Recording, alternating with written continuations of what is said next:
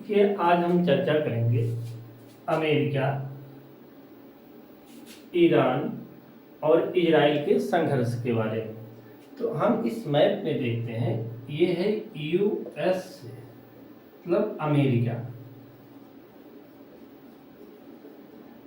United state of America, संयुक्त अरब America बोलते हैं इसको। और दूसरा देश हमारा यहाँ है क्या, ये है आपका ईरान, और यहाँ है आपका इजराइल।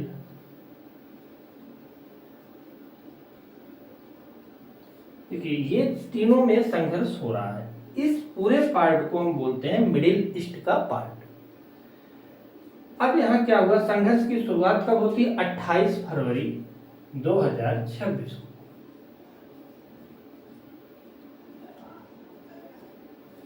इस दिन यूएसए मतलब अमेरिका ने ईरान पर हमला किया और ईरान के सर्वोच्च नेता जो हैं अयातुल्लाह खामेनेई मारे गए।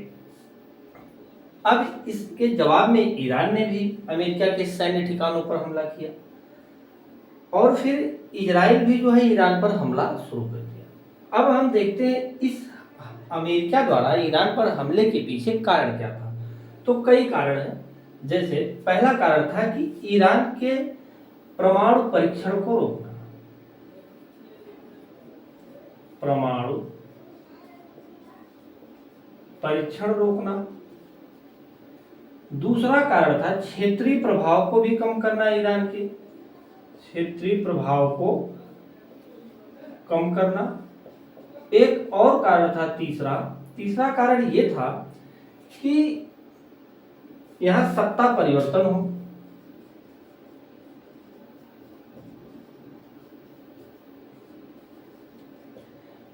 इन कारणों से अमेरिका ने ईरान पर हमला किया। अब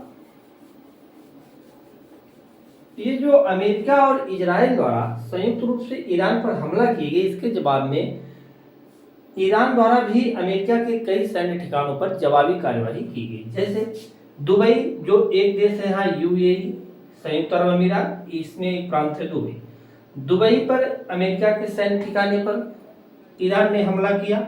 उसके बाद कतर पे, बहरीन पे भी हमला किया। ईरान ने लेबनान, एक देश है यहाँ लेबनान, यहाँ पर भी जो है इजराइल ने हमला किया लेबनान पर। इन्होंने कहा कि यहाँ से ईरान को समर्थन मिलता है। ठीक है, अब ये पूरी जब यहाँ ईरान पर अटैक होने लगा तो यहाँ एक होर्मुज जल संधि है। कौन जल संधि? होर्मुज जल संधि है।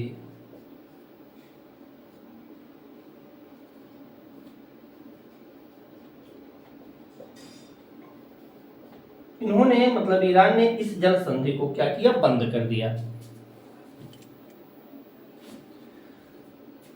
अब इस जल संधि के माध्यम से ही जो है भारत का व्यापार होता था।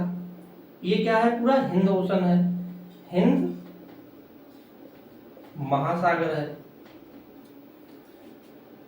अब जब ये संधि बंद हो गई तो भारत इस रास्ते से जो व्यापार करता था, विशेषकर तेल का आयात करता है खाड़ी देशों से।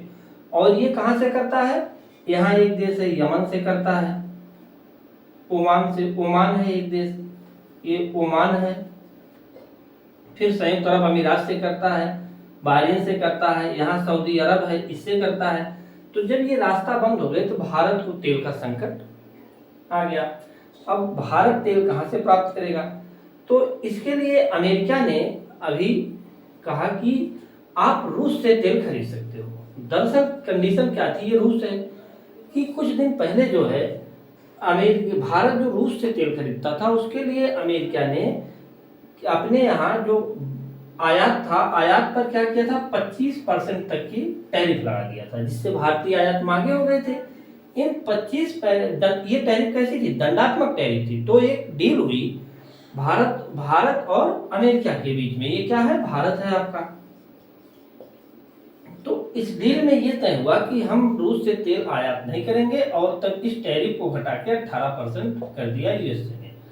तो इसलिए यूएसए से रूस से भारत तेल आयात नहीं करता था, लेकिन अब इस कंडीशन में जब तेल का संकट पैदा हो गया है, तब अमेरिका के वित्त मंत्री ने कहा कि आप 30 दिन तक अस्थायी रूप से रूस से तेल का आयात कर सकते हैं। इसलिए जो समाज में यह भ्रम है कि तेल की कीमत बढ़ेगी, ऐसा कुछ नहीं है। भारत सरकार इसको नियंत्रण में रखकर चल रही है।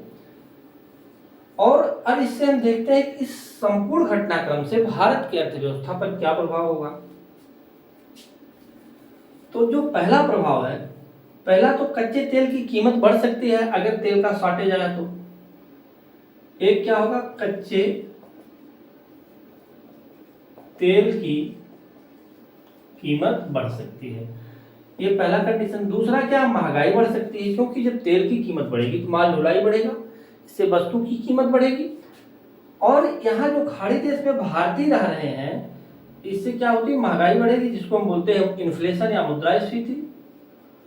और जो भारतीय रह रहे हैं, ये जब यहाँ अस्थिरता की स्थिति है तो फिर क्या होगा, यहाँ से जो पैसे भारत में आते थे वो पैसे नहीं आएंगे, तो जिससे भारत की जीडीपी पर भी प्रभाव पड़ेगा। ठीक है, ये सब कंडीशन यहाँ हो सकती है। अभी हाल में क्या हुआ कि एक जो है यहाँ का युद्धपोत था ईरान का, जो भारत में सैन्य अभ्यास करके वापस जा रहा था, और ये श्रीलंका है। क्या है, श्रीलंका है। यहाँ पर इसके तट पर ही अमेरिका ने टारपीडो से हमला करके इसके युद्धपोत को ध्वस्त कर दिया, जिसमें कई लोग मारे भी गए। तो अब जो है इसके जवाब में ईरान ने भी हमला इनके अमेरिका के सैन्य ठिकानों पर करना शुरू किया। तो ये क्रम लगातार चल रहा है। ये एक तरह से न पूरे विश्व को अस्थिर कर रहा है, जिससे संपूर्ण विश्व के समस्त संकट है।